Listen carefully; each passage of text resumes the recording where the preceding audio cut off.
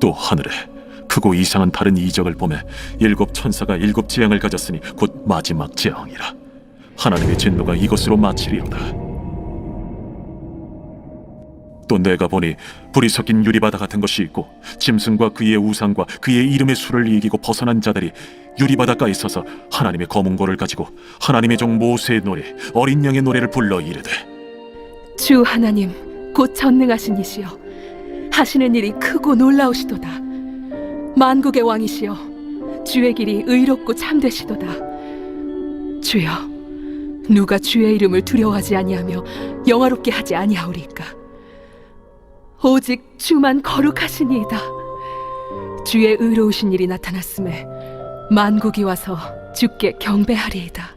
또 이 일 후에 내가 보니 하늘의 증거 장막의 성전이 열리며 일곱 재앙을 가진 일곱 천사가 성전으로부터 나와 맑고 빛난 세마 보옷을 입고 가슴에 금띠를 띠고 내 생물 중 하나가 영원토록 살아계신 하나님의 진노를 가득히 담은 금 대접 일곱을 그 일곱 천사들에게 주니, 하나님의 영광과 능력으로 말미암아 성전에 연기가 가득 차매 일곱 천사의 일곱 재앙이 마치기까지는 성전에 능히 들어갈 자가 없더라.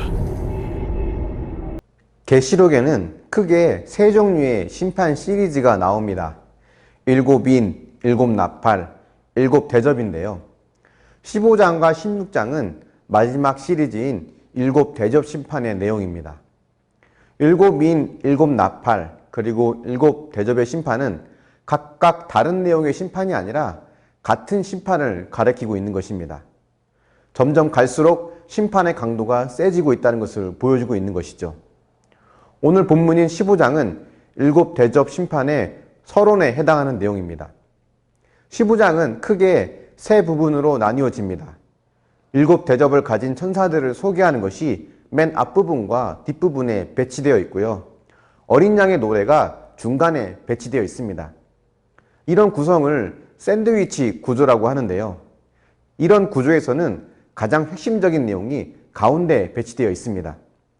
따라서 15장에서 가장 핵심이 되는 내용은 중간에 배치된 어린 양의 노래입니다.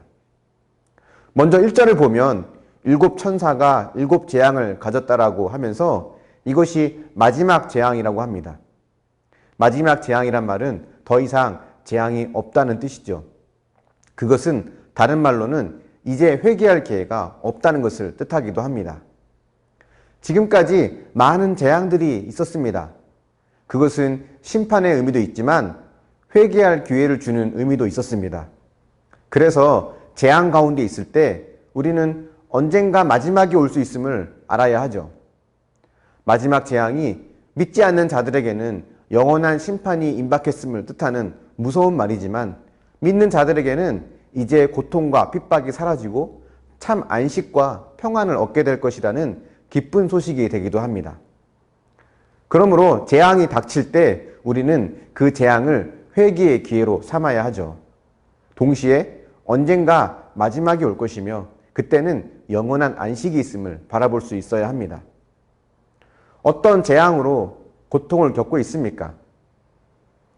여러분은 그 고통의 시간을 통해서 회개의 기회로 삼고 진정한 기쁨을 누릴 수 있길 바랍니다. 2절부터 4절까지는 가장 핵심이 되는 어린 양의 노래인데요. 짐승과 그의 우상, 그의 이름의 수를 이기고 벗어난 자들이 하나님의 종 모세의 노래, 어린 양의 노래를 불러 하나님을 찬양한다고 합니다. 모세의 노래는 홍해바다를 건너게 하시고 애굽의 군대를 수장시킨 하나님을 찬양하는 노래인데요. 왜 어린 양의 노래를 모세의 노래라고 한 것일까요? 홍해바다를 건너고 모세와 이스라엘 백성들이 부른 노래는 하나님의 심판이 애국과 이방 나라를 떨게 하고 하나님의 백성을 주께서 예비하신 거룩한 곳으로 인도하실 것을 찬양하면서 하나님의 통치는 영원할 것을 노래하는 내용입니다.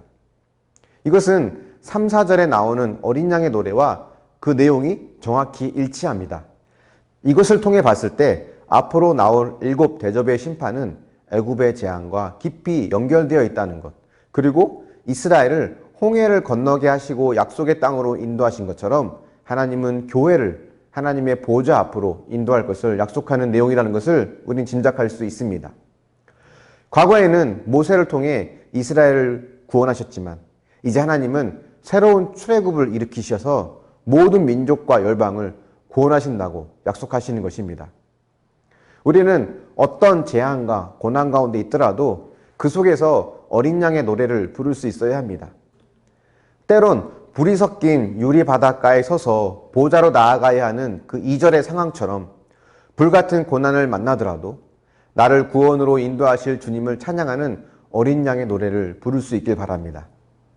마지막 재앙이 영원한 구원을 의미하는 기쁜 소식이라는 것, 그리고 회개를 요청하는 주님의 따뜻한 사랑의 손길이라는 것을 기억하고 늘 어린 양의 노래를 부르며 살아가는 저와 여러분이 되시길 축원합니다. 묵상해 보십시오. 어떤 재앙으로 고통을 겪고 있습니까? 그것을 회개의 기회로 삼고 있습니까? 아니면 주님을 더욱 멀리하고 있습니까? 내가 통과해야 할 불같은 유리바다의 상황은 무엇입니까? 그 끝에서 주님의 위로와 참된 안식이 있다는 것을 믿을 수 있습니까? 기도하겠습니다. 사랑의 하나님, 우리가 어떤 재앙 가운데 있다 할지라도 그 재앙이 믿는 자들에게는 참된 구원과 안식의 보증인 것을 우리가 믿음의 눈으로 볼 수 있도록 인도하여 주시길 원합니다. 때마다 주시는 그 재앙 속에서 하나님의 회개를 원하시는 그 마음을 우리가 발견하게 하시고 간절히 우리를 부르시는 주님의 따뜻한 사랑의 손길을 경험할 수 있도록 도우시고 인도하여 주시길 원합니다.